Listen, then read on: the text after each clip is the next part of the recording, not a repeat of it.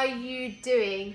So I am going to be showing you how to make plum chutney, also known as something called Aloo Bukhara, actually, Aloo Bukhara chutney.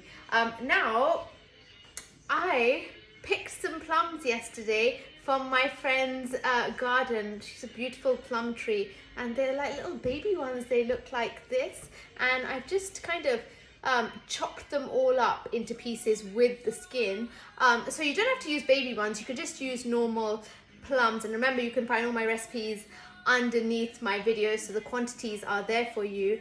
But these are quite tangy plums, these baby ones. So of course I'm going to be sweetening up my chutney, but I want to try and keep it as healthy as possible. So I'm not going to use sugar, I'm going to use gur, so jaggery. So what we need to do is put my heat on to a medium, and then literally you want to get all your plums in. Like skin on is absolutely fine, we're going to blend this anyway. So all the plums in like this.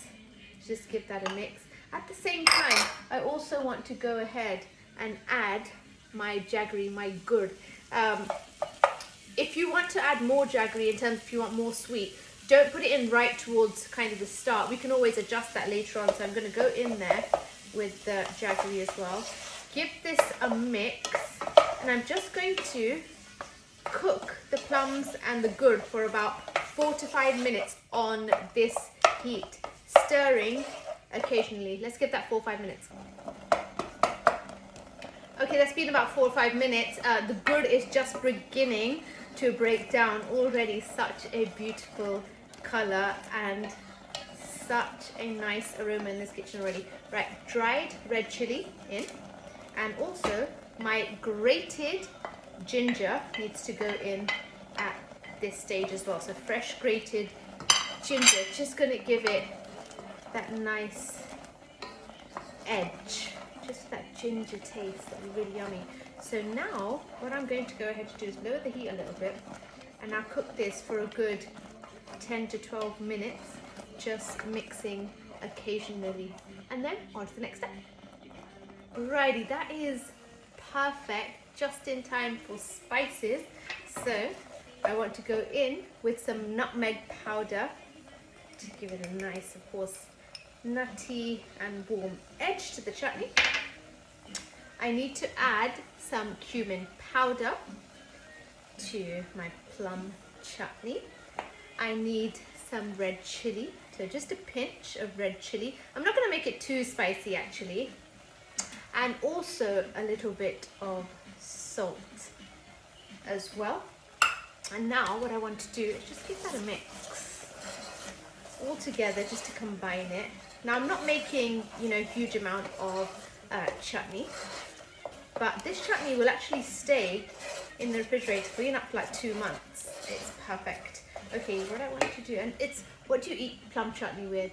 I mean, it is perfect just for tandoori grills, barbecues, even with like a dosa.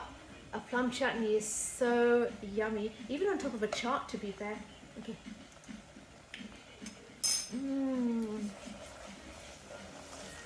Yummy.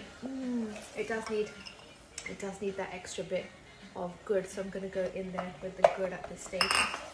Right, let's give that another 5 minutes. Guys, my chutney is pretty much done. So the plums have really broken down.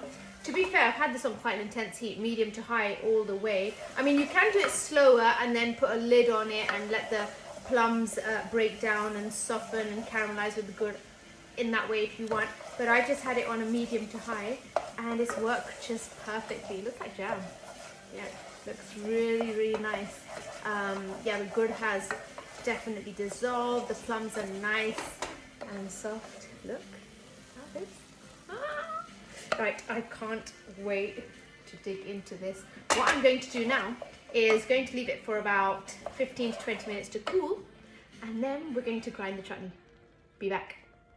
Okay, my Aloo Bukhara chutney, my plum chutney, has cooled as much as I want it to, and I have put it into my little beaker for my blender. So I have this blender here.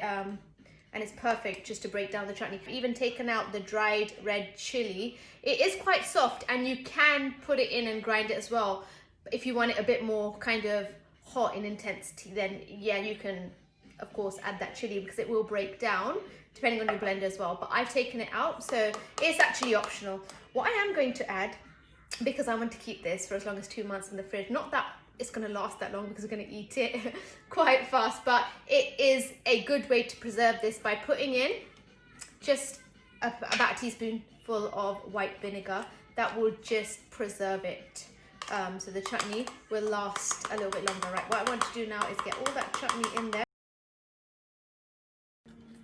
So you're looking for a nice thick plum chutney. That's what an aloo bukhara is. Wow, and it's just that, guys. Look at my chutney. How perfect, can I show you, is my chutney. In fact, I think we could add a drop of water. Wait, let's see. Yeah, I think we could add a drop of water. Let me go ahead and actually add a drop of water, which I've added now, and just reblend that one more time.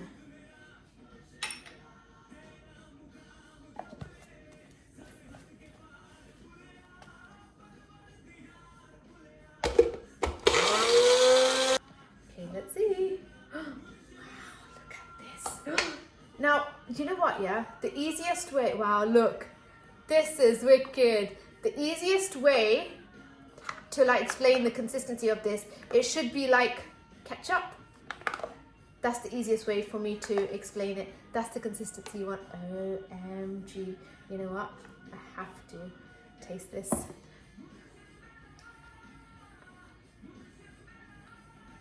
Oh my goodness gracious. That is so yummy. That is so delicious. And guess what? I've got 2 little mini jars that I'm going to put this in. Let me go ahead and put the chutney into my jars.